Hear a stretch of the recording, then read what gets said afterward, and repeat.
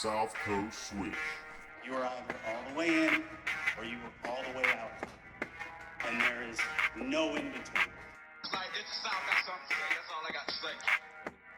Absolutely. I'm looking forward to it, man. There it is. That's the recording. That's why we're going to have some fun with it. Hey, y'all, I was over at SBC in Vegas, Summer League. My man Charles Chambers was there. And let me tell you, ain't nobody rock with me as hard as Charlie Chi. As much like jerseys, sponsorships, the articles, spreading the word, trying to be positive about this team. This is SouthCoast Swish, and we ain't gonna talk about all the teams on the South Coast. My man Charles, he over in Denver, right? I'm in Denver. Yep. Mile High But City, he baby. got so much roots over here in the South Coast for the hoops. He been following the Pelicans. He did some things at SBC. We're gonna get you into that. First, tell the people where they can find you at, bro. Where you at on Twitter and Instagram? All right. So you can find me on Instagram, C, like the word SEE, Will, C, Will, C. And you can find me at CW_Chambers on Twitter, ranting and raving and interacting with all the good folks down in New Orleans regarding our Pelicans and Saints. Right, and I got two things already. You know how I am. I'm gonna be a little turned up. It's the first Sunday we got Saints football, so I had a couple drinks. You got the Clemson shirt on. I'm gonna let you go ahead and handle that real quick, and then we'll get to the other. What you got, Charlie? You represent Clemson. That's your team. How they looking this season? What you want to talk about for them? Well, for them, just can the offense catch up to the defense, keep that continuity going, figuring out long term where they're going to be at. Are they going to move to the SEC? Are they going to stay in the ACC? Right.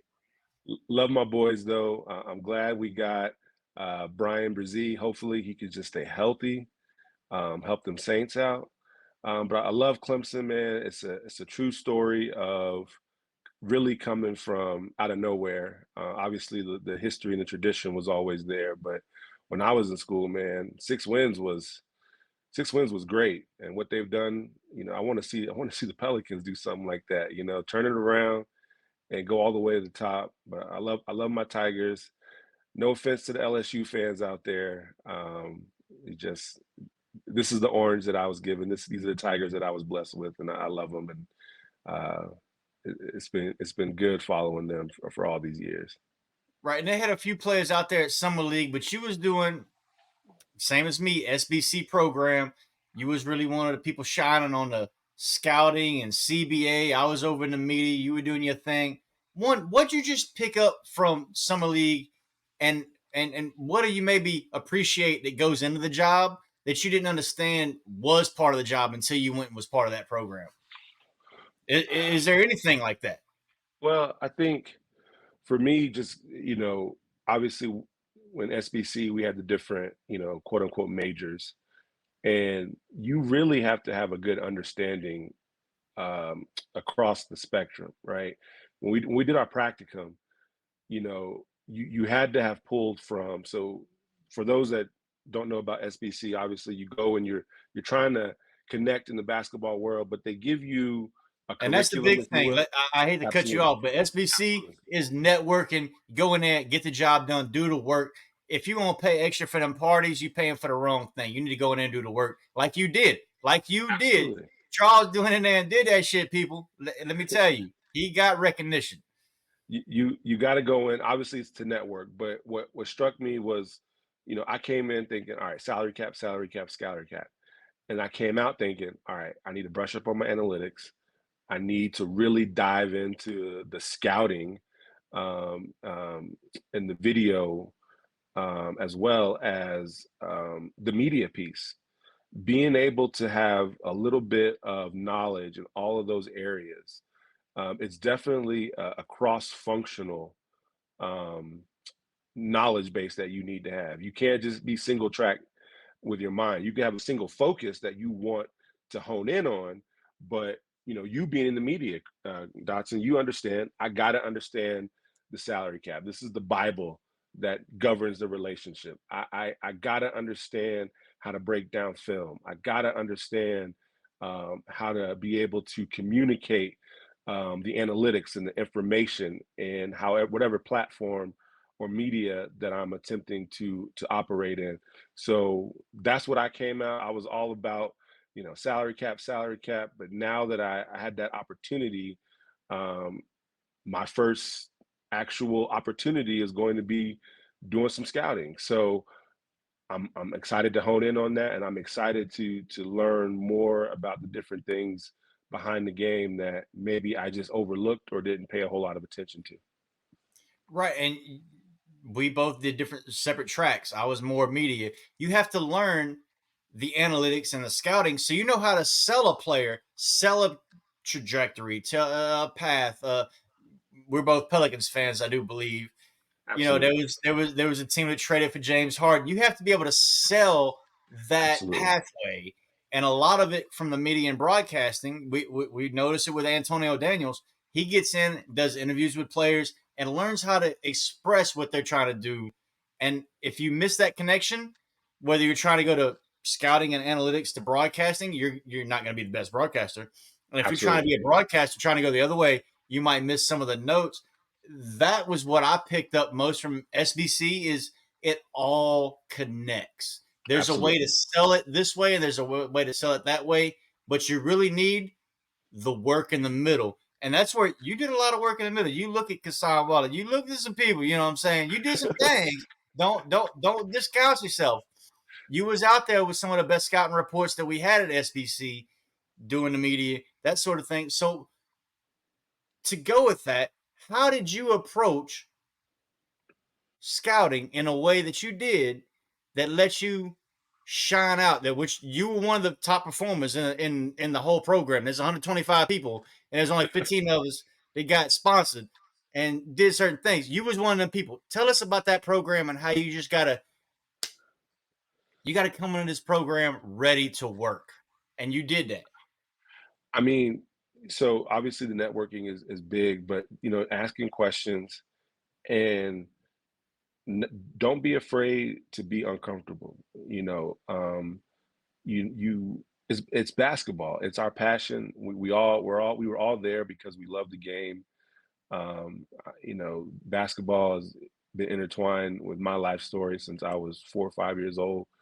There should be nothing about it that should frighten you.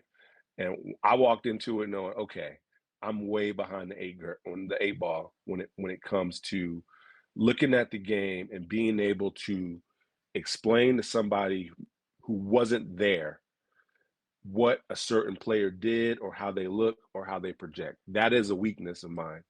And if I want to do the things that I want to do, I have to be able to hone in on that. So I walked away from it going, okay, you watch a lot of game, you watch a lot of tape. I've got 25 Pelicans games recorded. I'm actually going to go back through That's and it. pick well, I only got so much room on my DVR. Plus, I don't keep the losses because I You don't know I'm need gonna that. mess with you. You know I'm gonna mess with you. I don't need that type of drama in my life. I keep the wins, so I can go back and reflect on it. But what I would like to do before the summer is over is pick a player, maybe like someone like Najee, go back over and watch it again, and you know remove that fan brain that they talked about, right? And go back and really dive in. What am I seeing? What am I not seeing? Um, what does this player do well? What does this player not do well? And we all can kind of talk. If you watch enough basketball, you can kind of talk about it from just like a fan perspective or a general basketball knowledge perspective. I want to be able to really break down, inside those four lines and get better at that. And I think that that's going to help me become better overall. And that was my big takeaway. Like this is something I probably overlooked. The salary cap can be like really mundane and things of that nature, but when it comes down to it, it's more about being able to think about things at a high level. I think the scouting and watching the video, putting together a scouting report, for me, like that was something that was like, okay, this is gonna really, if you do anything special in basketball, this is gonna be the rocket fuel that helps you. So I'm excited to kind of hone in on that. Right. It's been fun to talk to a bunch of the SBC alumni that have taken this momentum, going other places. You're trying to go other places. I did radio. We got all these people trying to do other different things. What would you want to do in basketball? You get to pick your job tomorrow. You doing the creative for OKC? Are you doing PR for the Clippers? Are you the executive vice president for the Pelicans? You get to take this and pick your job. What do you think you're best prepared for now coming out of the program? Coming out of the program, definitely feel like, you know, just, I think for me, I think the title that I identified was just basketball operations assistant. Just So you Johnny were on a the, Trajan. You were a Trajan. yeah, a You Trajan, seen how things work. There was Griffins, there were Trajans, there was people running around. There was people that didn't give a shit, and that's on them. But you were one of the ones that was really active, and that's why I'm having you on this. absolutely. Yeah, I think ideally for me over the next couple of years, it would be to break in the entry level role like that. Now, obviously, where do I want to go? Yeah, I want to be mentioned with the Pat Rileys and the Jerry West. But that They get good that time contracts. They get that contracts. They get good that contracts. time that time may come. But I think for me, just being Johnny on the spot, everyone that we talked to, from RC Buford to Kiki Vandeweghe, uh, it was just about they had an opportunity, they were available, and then the natural course of things. Now, obviously, they were prepared. My daddy told me a long time ago, success is opportunity plus preparation. I'm definitely still in the preparation phase. But I feel like, and I think another thing that SBC was really good about too is it just teaches you the ecosystem. If you're interested in getting into basketball, like, what is the ecosystem? Like, It never sleeps. Basketball never sleeps. never sleeps. But who do you talk to? Who does what? If a guy came and said, I'm the director of, player personnel, in football, or the director of scouting in basketball, what does that mean? And I think that's what, another thing that sports business classroom taught me was just how to break down the ecosystem. Now, when I'm on LinkedIn or I see bylines and I see people's names and I see what they've done, okay, I understand exactly what you were doing and kind of how you fit in and what that looked like. And a month ago, I did not know that. Outside of like the outside of like the if they were president of basketball operations or general manager, outside of that, um, it was hard to really identify what titles meant. And obviously different teams have different structures, but teaching you the actual ecosystem, so if you were to see a job posting, what that is, and what, at a high level, what that job would entail. So that was helpful. So for me, just gonna grind. I got some opportunities lined up. I'm gonna jump on those, but ideally for me, the ideal, situation would be, basketball operations assistant, and then we'll go from there. Right. And you see basketball operations, scouting, media. Is there anything you draw for that program? And you followed me before. You've heard from some of the other people like Howard Beck.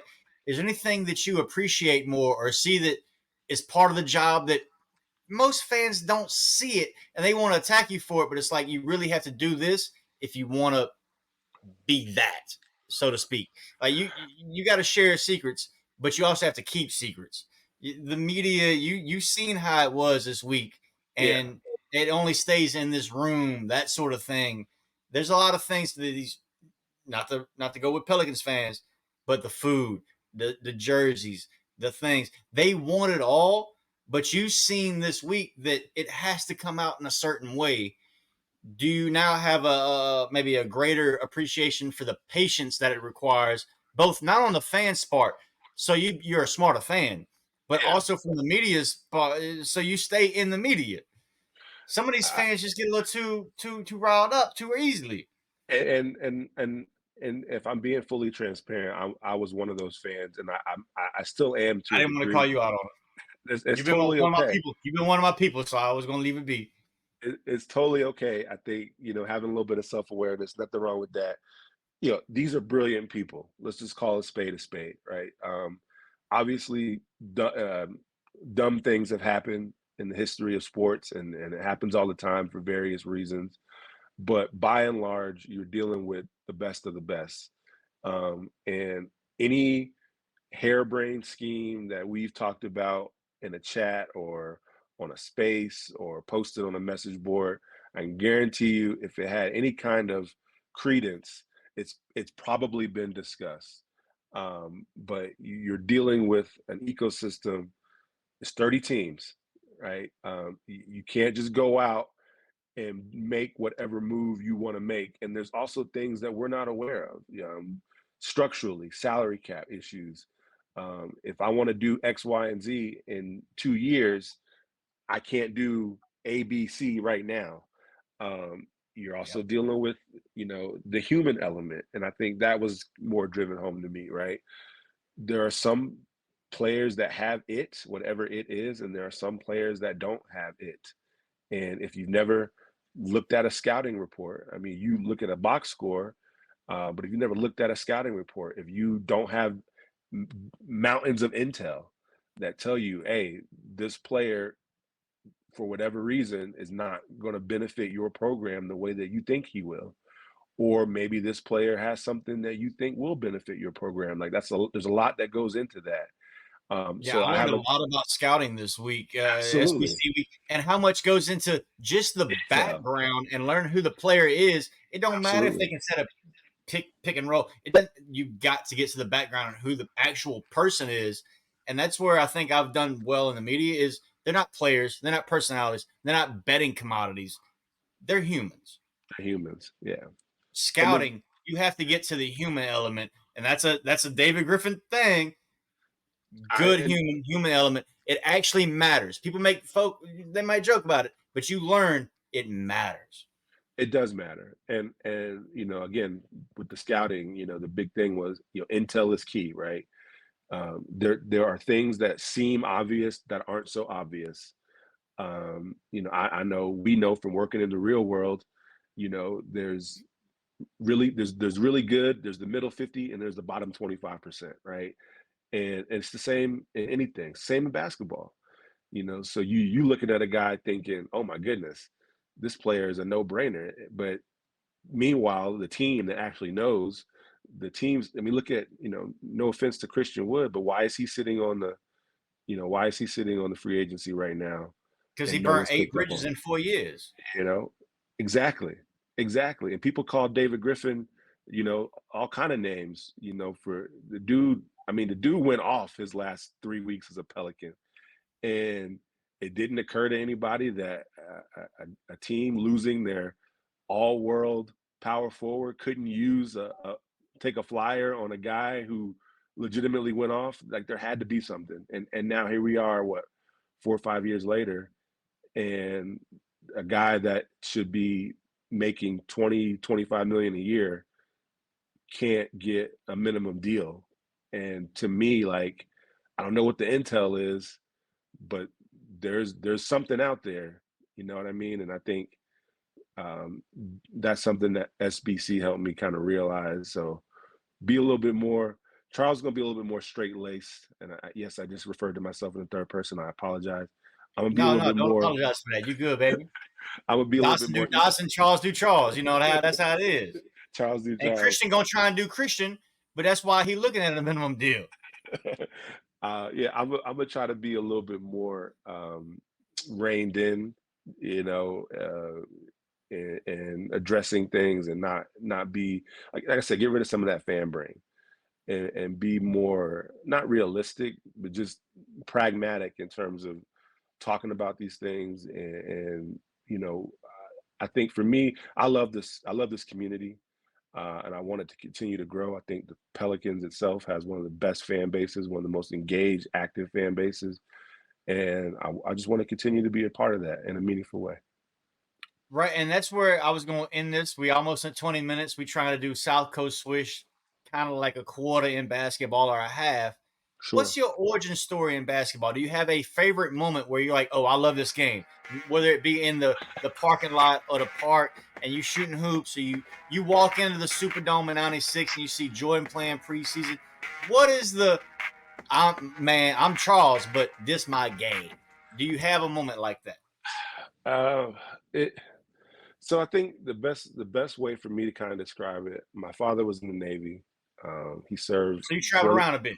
traveled around a bit, and basketball was the common language, right? When you've been the new kid, I went to 13 different schools between kindergarten I and did 11. I understand yeah, exactly what you mean. If you're the new exactly. kid every year, and this is why we both good at public speaking. Hey, get up and tell your story. Tell Oh, your my name's story. Chris Dodson. Oh, we got a Chris. Well, I'm going by Dodson, and that's how I did it. You did the same thing with Charles Chambers going around different schools, but Absolutely. hoops is the Yep. language. It's universal. Hoops is the You can language, hoop, you can hoop. if you can hoop, you can hoop. And that's where I met, hey, who are you? I'm new here. I just moved. Where's the basketball court at? You go and you hoop. And that's how I fell in love with the city. My father was stationed there. We moved there the same year. The Hornets moved to New Orleans, and it was the first time in my life that I lived in the same city as my favorite team. I grew up a Charlotte Hornets fan. My father's from Charlotte, and it's been New Orleans versus everybody since 2002, and it's going to be that way for a long time. We're gonna have to shout out Impatient Bull, Chris Connor. If it say New Orleans on the front, Charles, we talked a lot in Vegas. If it say New Orleans on the front, we got that back. Absolutely, And that's absolutely, that's that's a testament to Impatient Bull and Chris Connor. That's a testament to the city. That's a testament to you doing your work and how this city gonna persevere. You know what I mean? absolutely, They might try and absolutely. knock us down, but we ain't never out. We gonna win. We might lose a game, but we ain't ever gonna lose a party. Absolutely. That's what I love about New Orleans. I love about, South Louisiana. It's just an amazing place full of resilient people. And I want anything that says New Orleans on it to represent these people in this area, to the utmost. So Yeah. that's my expectation for the Pelicans for sure. I think they're gonna get that this year. That's your expectations. I just wanted to do your personal story, highlight your origin story these next 20 minutes. You know we're gonna have you on before training camp and wherever that's happening. So Charles, I'm Chris Dodson. This is South Coast Swish. Charles Chambers, he's doing a lot of things. Tell the people where they can find you at and follow your journey. Again, Will see. That's the word CSEE will SEE on Instagram, and then at CW_Chambers on Twitter. Tap in. Love to connect. There it is, folks. This is South Coast Swish. You can holler at us, the people that's been in the building, or you can go with them hot take artists that don't know shit. Charles knows his shit. He was in there. He's a top performer at the SBC. My name's Dodson. One last time. South Coast Swish. You were either all the way in or you were all the way out. And there is no in between. Like this is South got something to say. That's all I got to say.